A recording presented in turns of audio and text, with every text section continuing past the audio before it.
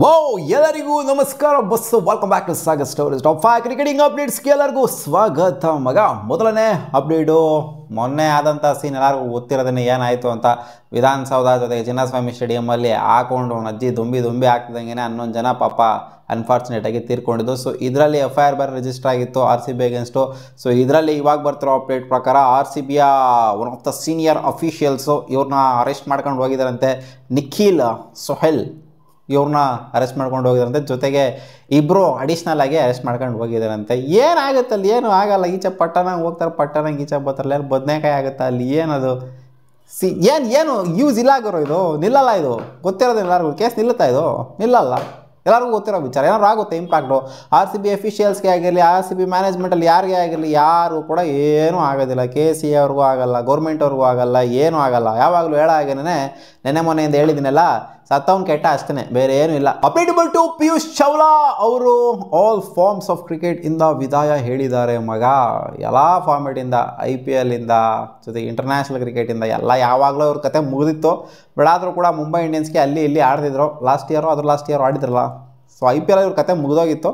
And ಆಚೆ ಕಡೆ ಇವಾಗ SA20 ಅದು ಇದೆಲ್ಲ ಅಲ್ಲಿ ಆಡ್ಕೊಂಡು ಬರ್ತಾಯಿದ್ರು. ಸೊ ಅಲ್ಲೂ ಕೂಡ ಇವಾಗ ಅಫಿಷಿಯಲಿ ರಿಟೈರ್ಮೆಂಟ್ನ ಎಲ್ಲ ಕಡೆನೂ ಕೂಡ ಹೇಳಿಬಿಟ್ಟಿದ್ರೆ. ಅದರಿಂದ ಒಂಥರ ಇವರು ಹೆಂಗೆ ಅಂದರೆ ಪಿಯೂಷ್ ಚಾವ್ಲಾ ಒಂಥರ ಯಾವಾಗಲೂ ಏಜ್ ಆಗಿರೋ ಥರ ಕಾಣೋರು. ಇವರು ಆ್ಯಕ್ಚುಲಿ ವಿರಾಟ್ ಕೊಹ್ಲಿ ಅವರ ಏಜೇನೇ, ಏನೋ ಆಗೋಗ್ಬಿಟ್ಟೈತೆ ಇವ್ರಿಗೆ ಏಜು ಅನ್ನೋ ಥರನೇ ಕಾಣಿಸೋರು ಯಾವಾಗಲೂ. ಬಟ್ ಪಿಯೂಷ್ ಚಾವ್ಲಾ ಅಂತ ಬಂದಾಗ KKRಗೆ ಫೈನಲ್ಸ್ನ ಗೆಲ್ಸ್ಕೊಂಡು ಕೂಟ್ರಲ್ಲ.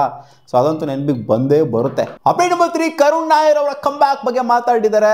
ಗೌತಮ್ ಗಂಭೀರ್ ಅವರು ನೆನ್ನೆ ಪ್ರೆಸ್ ಕಾನ್ಫರೆನ್ಸ್ ಇತ್ತು, ಶುಭ್ಮನ್ ಗಿಲ್ ಜೊತೆಗೆ ಗೌತಮ್ ಗಂಭೀರ್ ಅವರು ಅಟೆಂಡ್ ಮಾಡಿದ್ರು. ಸಿಕ್ಕಾಪಟ್ಟೆ ಚರ್ಚೆ ಮಾಡಿದ್ರು. ಇದರಲ್ಲಿ ಕರುಣ್ ನಾಯರ್ ಬಗ್ಗೆ ಮಾತಾಡಿದ್ದಾರೆ. ಕರುಣ್ ನಾಯರ್ ಒಳ್ಳೆ ಪ್ಲೇಯರು, ಸಿಕ್ಕಾಪಟ್ಟೆ ವರ್ಷಗಳಾದಮೇಲೆ ಇಂಡಿಯನ್ ಟೀಮಿಗೆ ಕಂಬ್ಯಾಕ್ ಮಾಡಿದರೆ.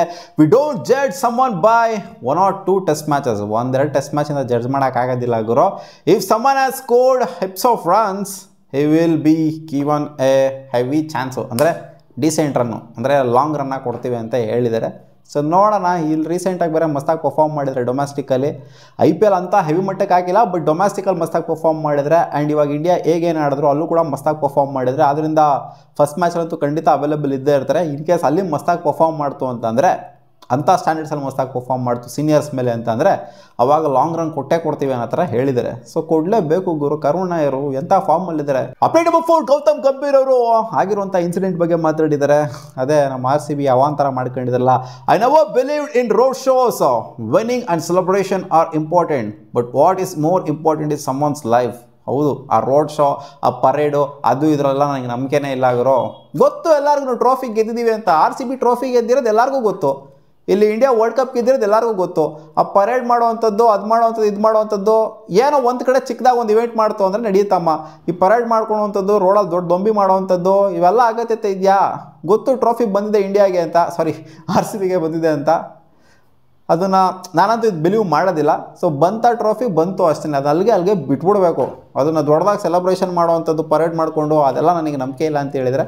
ಬಟ್ ಇವ್ರಿಗೆ ನಂಬಿಕೆ ಇಲ್ಲ, ಫ್ಯಾನ್ಸಿಗೆ ನಂಬಿಕೆ ಇದೆಯಲ್ಲ, ಅವನಜ್ಜಿ RCBಗೆ ಗೆದ್ಬಿಡ್ತು ಅಂತ ಏನೂ ಮಾಡೋಕ್ಕಾಗಲ್ಲ. ಅಪ್ಡೇಟ್ ನಂಬರ್ 5, ಜಹೀರ್ ಖಾನ್ LSGಗೆ ಮೆಂಟರ್ ಆಗಿದ್ರು ಈ ಸೀಸನ್ನು.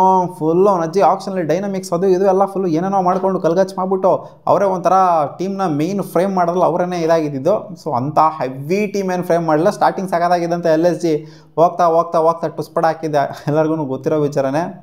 ಆ್ಯಂಡ್ ಇವ್ರನ್ನ ಏನೋ ಬದಲಾಯಿಸಬೇಕು ಅಂತ ಅನ್ಕೊಂಡಿದಂತೆ. ಮೆಂಟರ್ಶಿಪ್ನ ನೆಕ್ಸ್ಟ್ ವರ್ಷ ಬೇರೆಯವರಿಗೆ ಕೊಡಬೇಕು ಅಂತ, ಅವ್ರನ್ನ ಕಿತ್ತೀಚೆ ಕಡೆ ಹಾಕ್ಬಿಟ್ಟು ಬೇರೆಯವ್ರನ್ನ ಅಲಂಕಾರ ಮಾಡಬೇಕು ಅಂತ ಸಂಜೀವ್ ಅವ್ರು ಅನ್ಕೊಂತ ಇದ್ದಾರಂತೆ. ನೋಡೋಣ ಅದೇನಾಗುತ್ತೆ ಅಂತ.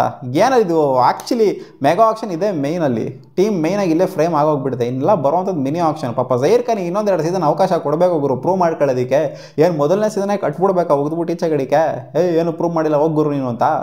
ನೋಡೋಣ ಅದೇನಾಗುತ್ತೆ ಅಂತ. ಇನ್ನೂ ನೆಕ್ಸ್ಟ್ ಸೀಸನ್ ಬೇಜಾನ್ ದಿನ ಇದೆ. ಮತ್ತೆ ಸಿಗೋಣ ಮುಂದಿನ ವಿಡಿಯೋದಲ್ಲಿ ಗಾಯ್ಸ್. ಬಾ.